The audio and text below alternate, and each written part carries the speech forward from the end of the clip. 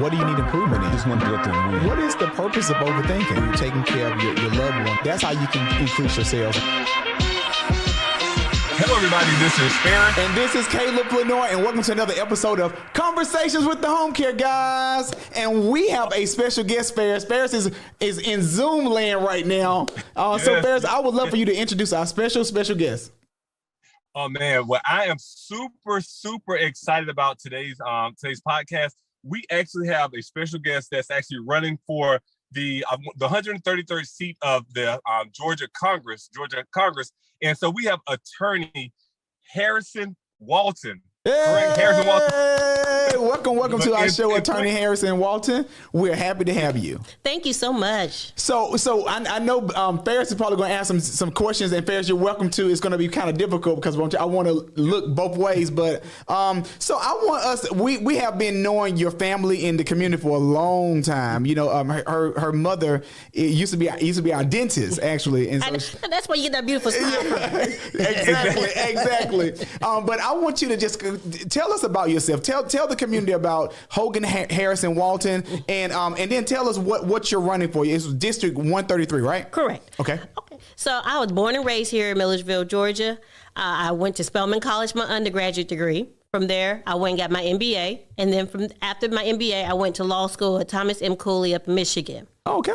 From there, I came right back to Georgia because I'm a Georgia girl. I don't like winter. I don't like cold. And I established my practice in Milledgeville in the same building with my mom, my older brother, and my sister. And so we have this family practice. I'm the only lawyer in the family, which is okay. Everybody else is in the medical field. Exactly. And I've been practicing law for 13 years, and I'm the owner of the Hoganne Law Firm, LLC.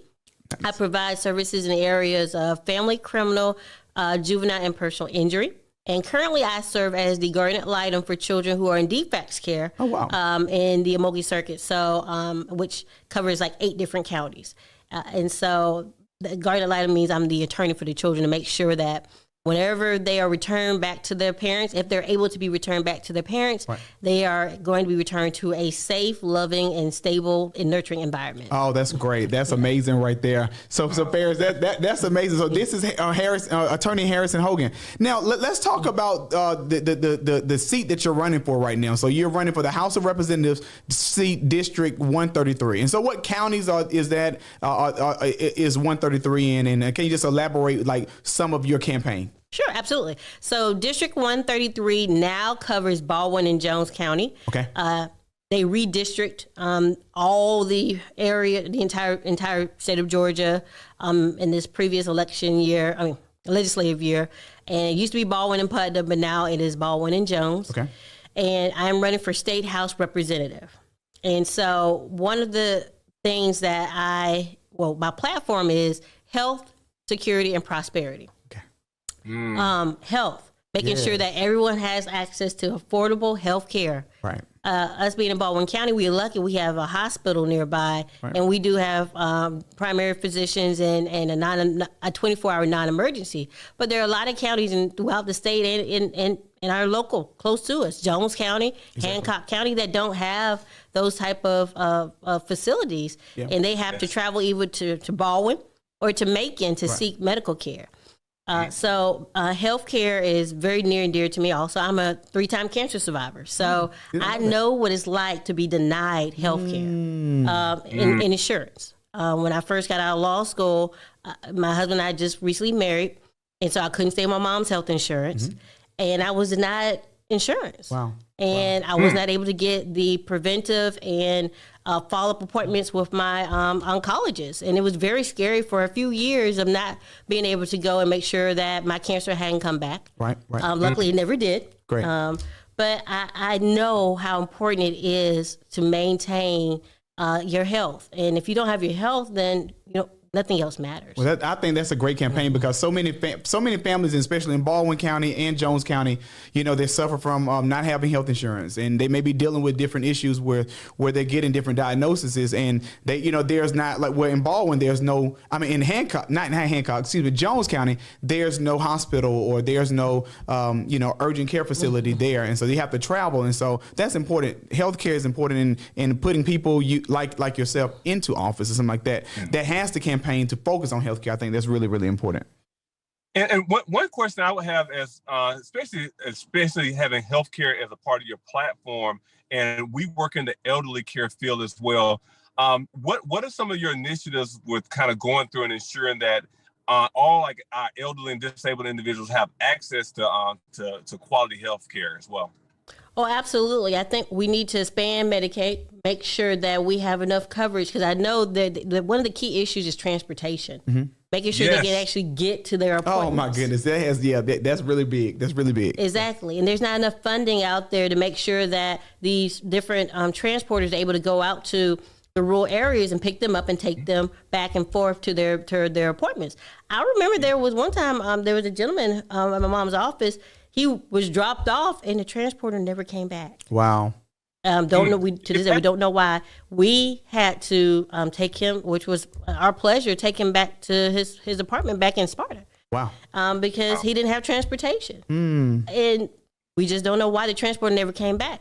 In Jones County, there are a lot of unpaved roads, and it is just mind blowing how many unpaved roads. And when it rains, you can't navigate those roads. Right. And if those roads are not navigable, how can EMS first and any other first responder, much less a transporter, get to these places to get to these individuals so that they can get the services they need? Exactly. Yeah. Wow.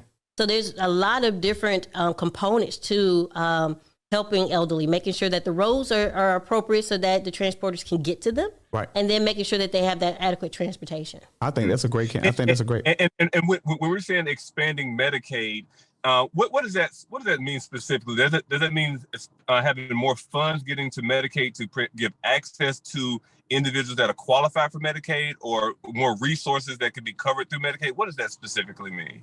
So Georgia did not elect to opt into Medicaid. We're paying for it, but our money is going to other states that opted into it. And if we elect to opt into it, then that means our money will stay in Georgia, which means there'll be more money to divide up and distribute to the hospitals, and to also provide initiatives or to doctors so that they will take Medicaid, because there are a lot of doctors who will not take Medicaid. Right. Yes. My mom is the only dentist in this area that will take Medicaid. Right. Wow. And so we have people who have traveled from Dublin, from Augusta, because they can't find a provider that will take Medicaid. Wow. And so if we opt into it, then we'll be able to provide more money to physicians so that they will accept Medicaid patients. Right. But right now, our money is leaving. It's going out the state. Wow. And so we need to keep it in the state. So expanding Medicaid means not only just different programs from dentists to physicians to transportation, even to home care providers and things in hospitals, but pretty much not only the services, but getting more people on the program if they can qualify. Absolutely. And also prescriptions. Okay. Yeah. Making sure that those prescriptions for different things such as insulin are covered through Medicaid. Yes. And you're not paying $100, $200 for your insulin, which is outrageous, or for people who have the allergic reactions and need the epinephrine. Yes. Mm-hmm. I didn't realize how expensive those are when they expire, and most insurance companies pay only a portion of it. How expensive are they? I never even heard of it. My assistant has it, and when it expired, she said it's going to be $400. Wow. And it only is good for a year. Oh wow. Yeah. That's just imagine, like, because people are on budgets, especially nowadays with inflation going up and just people on fixed incomes, and healthcare is a number one priority, because you cannot work if you're unhealthy. You can't go through and provide a better life for your family. You cannot go through and provide we can dream big dreams, but if our health is not there, that can cripple the dream from coming true. And I think, just like you said, if Georgia has an opportunity to go through and expand Medicaid and to go through and service our individuals here in Georgia, if there's a domino effect on the economy. That means more healthy people. That means the individuals can go to work. Right. Individuals can go to provide services for their family. It's just a domino effect. Right. And with the children, because a lot of children will be able to receive those special services that they need for, such as occupational therapy, speech therapy, for children physical therapy. Exactly. Mental health. Yes. Oh, that's big. That's big right now. Yes. Yeah. Yes. We don't do. Georgia does a very minimum job of assisting children who have already exhibited any type of mental health or behavioral issues. We can do a better job of providing services to families so that when these children grow up to become adults, they're able to manage their mental health. But because the family did not receive adequate training to help this child when the child was a child, right. Now the family's kind of at a loss when this child is now an adult and does not want to take the medication or doesn't want to listen, doesn't want to go to counseling, those type of things. Wow. Yeah, that's really important. I think I was reading an article about the shortage of mental health personnel, like professionals in Georgia. And so, so if they can expand that and have that as a billable service, that'll be really great for our community. So health is one of your campaign topics, and security. Let's talk about security. Oh, absolutely. So security has a number of different nuances. Everyone wants to go back to that day when we could stay in our house and the door could be wide open and we never have to worry about anybody coming in. Right. You can run between houses. You remember running as a kid? The door was always unlocked and you could run between houses and you never worried about who was coming in through that door. Right. Other than don't let that cold air out your grandmama's house. Exactly right. We don't have that anymore. I want us to live back in that time where we felt secure. We definitely need to make sure that we have gun control that is keeping guns out of the hands of the wrong individuals. Yes. And recently they passed legislation that did the exact opposite. Wow. Yeah. And we need to make sure that, and don't get me wrong, I am all for the right to bear arms. But I want to make sure that the correct right people. Exactly. And as we can see from the tragedy that happened over the weekend, what happens when the wrong people get hold of guns. Exactly. And at what point are we going to say we have got to restrict access to guns?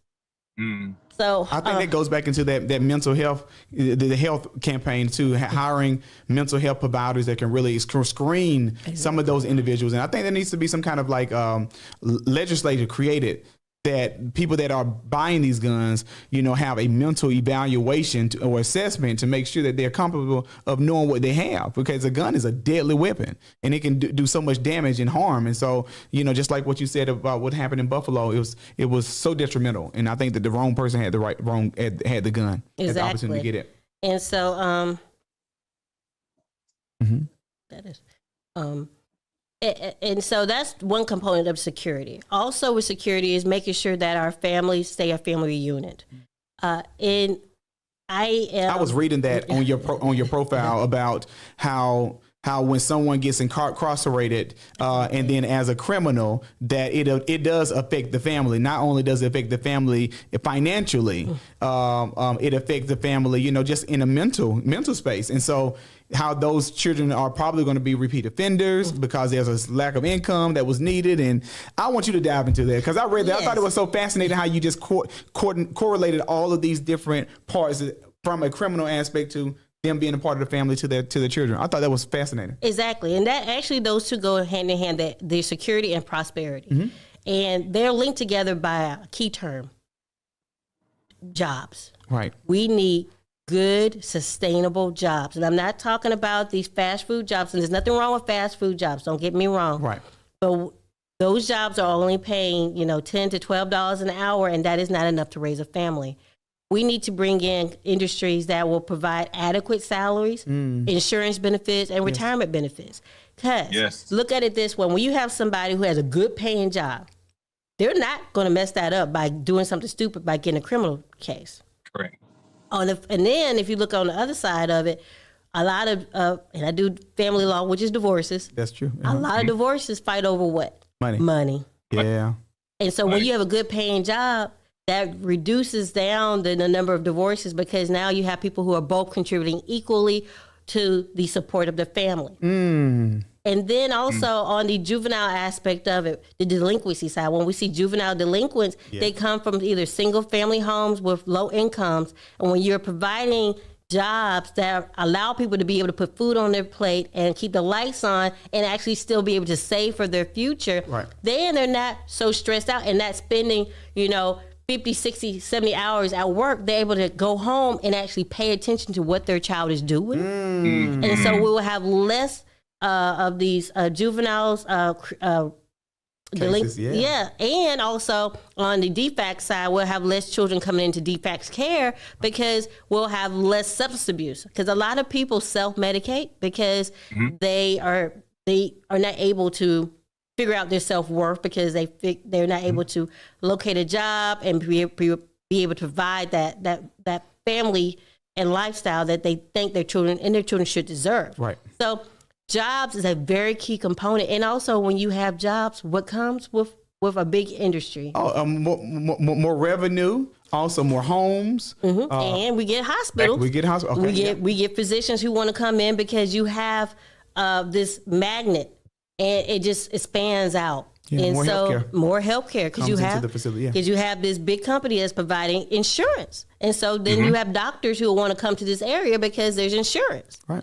And so, and then you have other industries, entertainment industries. You have a lot of industries come because of. I mean, if we can not only have, if we can get the jobs, good jobs here in Baldwin County as well as Jones County, a lot of industries and more access to healthcare, more access to mental health and different. Our lifestyle will increase. Absolutely, love it. And so, lower crime rate, everything. And so that's why I say security and prosperity, they go hand in hand. So can't have one without the other. And I think that's really meeting some of the necessities. I'm not gonna say the basic necessities, but security is a basic necessity, like food, water, air. Like these are basic, and I would say security as well is a necessity for individuals to have, and prosperity, especially in this type of climate and atmosphere right now. One thing I was gonna ask you, because you're an entrepreneur as well. Like you're practicing attorney, you own your own law practice, etc. And you come from a family of actually entrepreneurs. And I want to I'm gonna come back to the jobs part, but I want to ask you. I'm gonna take it 2 steps back a little bit. And my question for you is, because knowing your mother has been a pillar in the community, like if anyone in the Middle Georgia area, they know Dr. Harris, and so what happened in the household to produce several doctors, an attorney, and just so much successful individuals? What was your household looking like? Because that's what people are looking like. Okay, I want to go through the success for my family, but you all have a blueprint or something was going on right now. Kind of walk us through your childhood and kind of what was going on there. Well, I was surrounded by powerful women. Between my mom, my aunt Naomi Brandon, my other aunt Georgia Kimball, they raised us to be independent, and they did not play about our schooling. I remember one time my little brother Tillman made all A's and an F. He's probably gonna kill me for telling this story, but he made all A's and an F. My mom would not let him go to football practice. Oh, she did not play. And it didn't make any kind of sense how you make all A's and F. Right. But she did not play. When it came to our academics, when we came home from school, now we were very active. We were always in some type of sport or some type of art. I played the piano. My sister played the clarinet. But at about 6 o'clock or 6:30, we came home. While she was cooking dinner, we were doing our homework. We would eat dinner, and then after dinner, we would sit and go over the homework. And I remember times we would stay up until 8:30, 9:30, sometimes 10 o'clock at night. Yeah. Because I was going to spell this word, and I was going to spell it right, not just one time, but 2, 3 times to make sure. Oh, my goodness gracious. When I did that spelling test on Friday, I was going to get an A. Exactly. And when I came home with B's, it would be okay, but she wanted to know, okay, so what can we do to make sure this B is an A? Come on, playing the correction. That's what I hear. You know what? I think that's the blueprint. You quoted so many gems out there that a lot of family members really need to really kind of know about. I like that your mother was, even though she had a business, but she was involved in your lives. And I think that, having great jobs here would allow the time for members to really sit down and sit at the table with their family to go over homework, to not only allow them to do the homework, but to go over it with them and to spend that quality time with them and to give them that validation and confirmation that they need in order to succeed. And so that was a gem right there that you really, really stated, because there's so much success. I look at you guys as the pillar of success, especially in Millersville, the Harrison family. So I want to say kudos. Now let's talk about this. Can you break down, because a lot of our viewers don't know the difference between the Senate and the House of Representatives And what is this big race November the 8th? So just break down everything from, your position as a House, when do you get voted? What's your responsibilities and duties, as well as the Senate, and then the big shot, I guess the governor. Yeah, sure. So Georgia's legislative body is broken into two entities. You have the House of Representatives and the Senate. The House, we're re-elected every 2 years, where the Senate is elected every 4 years. Other than the terms, how long we're elected, there is no difference in the position. We both can create laws. It just determines on how long you're going to be sitting. Okay. The Senate covers a bigger demographic, geography, because we don't have as many senators as we do House of Representatives. And so what we do as in the House of Representatives really does not change as far as how a law is created. But when a law is created, let's say it's created in the House of Representatives, the Senate is sent over to the Senate, and the Senate has to approve it as well. And once the Senate approves it, it gets sent up to the governor for signature. So the governor can either approve it or veto it. Got it. And that's the same process at the federal level. So you have the House of Representatives, the U.S. House of Representatives, and then you have the U.S. Senators. And they create laws, and then if they agree on it, it gets sent up to the president, who can either sign it or veto it. So that's the short breakdown of it. So what's the likelihood of if the senators, if the House of Representatives agree on a law, as well as the senators, I don't know if we lost Ferris or not. Okay, so if the House of Representatives and the senators agree on the bill, what's the likelihood of that passing, that the governor or the president actually signs it? Well, I think it really just depends on that law and who we have in office as our governor. If you have a Democratic governor, they have different agendas versus a Republican governor. So it really just depends on the legislation. Vast majority of the time, though, the governor does sign off on it, because if you have two bodies that have agreed on this legislation, and they've worked on it probably for years, because a lot of people don't understand that our legislators up in Atlanta are only part-time.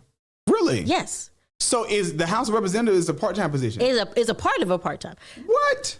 Our legislation is only 40 days. That's it. It starts in January, ends in April. It's 40 days. That's it.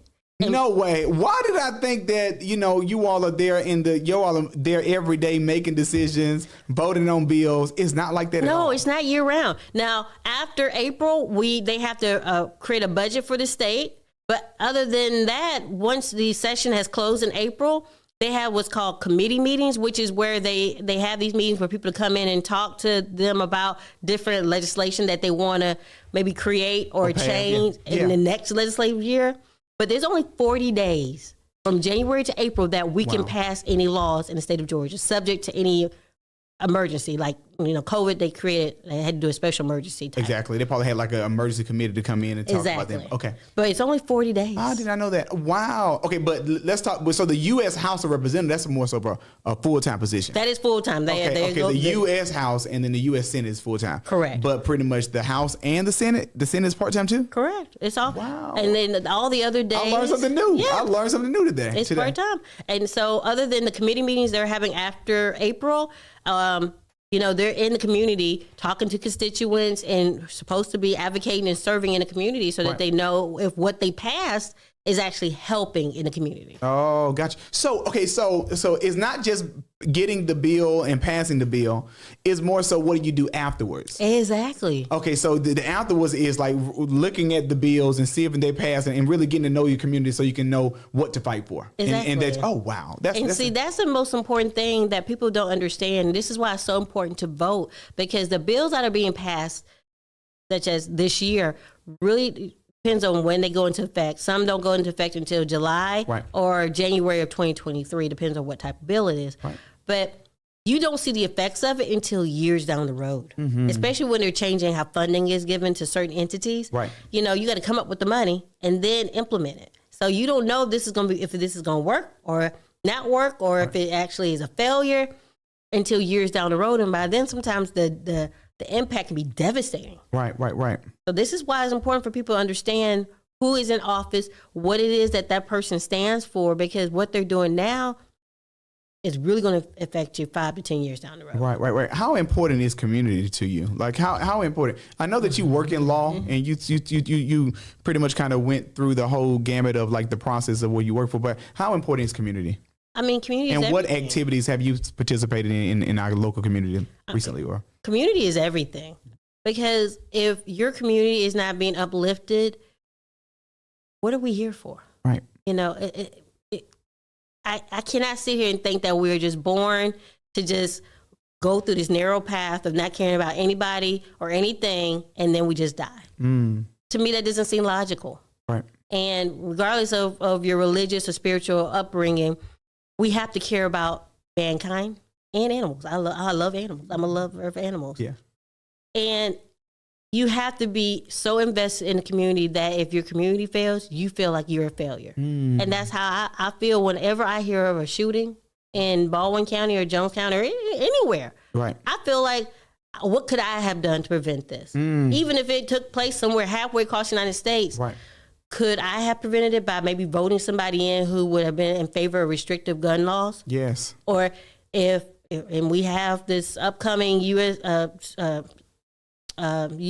Supreme Court decision about Roe v. Wade. Right. And, you know, could I have done something to make sure that the right justices would be sitting on the bench to decide this? Yeah. So, which means could I have could I have helped more people vote for the president who appoints the U.S. justices? Exactly. So, you know, these are some of the ideas that people should have in their head. Yeah. But some of the activities that I stay involved in is we do, every year we do the Christmas with Santa. Okay. We do the... and where's the Christmas with Santa? We do the Collins P. Lee Center in Milledgeville. Okay. And then we give out free toys and breakfast to the community. That's great. We're going to have upcoming a Christmas in July. Oh, nice. Yeah. That's going to be great. So Santa's going to be there in his Bahamas outfit, you know, his shorts. That's great. And we're going to be giving out supplies, Christmas, school supplies. Yes. For the upcoming school year. I think that's great. Yeah, I think that's amazing. And I recently saw you at the mayoral ball. Yes. Where a lot of African American men were just kind of appreciated and valued, and they were awarded throughout their ceremony. And so, and thank you I think that was a great thing. It was a great cause to bring Milledgeville together, and just to see everyone and just everybody realize that they make a difference. Yeah. You know, and what you literally said is like, what could I have done to either prevented this? And every vote counts, and that's what I heard. Every single vote count. And what would you say to the the average voter that pretty much feels like, you know, their voice is not always heard, or their vote don't really count during this election? So what would you say to them? I would absolutely tell them that every vote counts, and if you don't think your vote doesn't matter, look at how we've changed Georgia. And Georgia, the last election, flipped and turned blue. Right. And that was because of votes. Yes. President Biden was elected because of votes.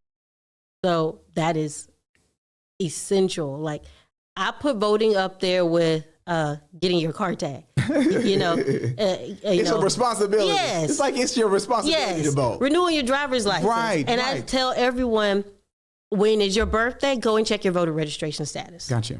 That way, it's just kind of an easy way to remember, because when they're doing so many changes to the voter registration, and we don't want anyone to be prevented from voting. So on your birthday, go online real quick, go on the Secretary of State's website and check your registration. And if you don't see that you're on there, go back and re-register. Yes. You can do it online, and it's so simple. That's important. That's important. So right now we're in the primaries right now. Do you have a running mate for the Democratic Party? Because which party are you with, Democrat or Republican? I'm a Democrat, and I do not have a Democratic opponent. I just have a Republican. Okay. So the primary is really just for these other positions. You know, the governor. Well, we don't have a Democratic governor, but for the Secretary of State, Lieutenant Governor, the labor commissioner, there's so many other ones out there. Right.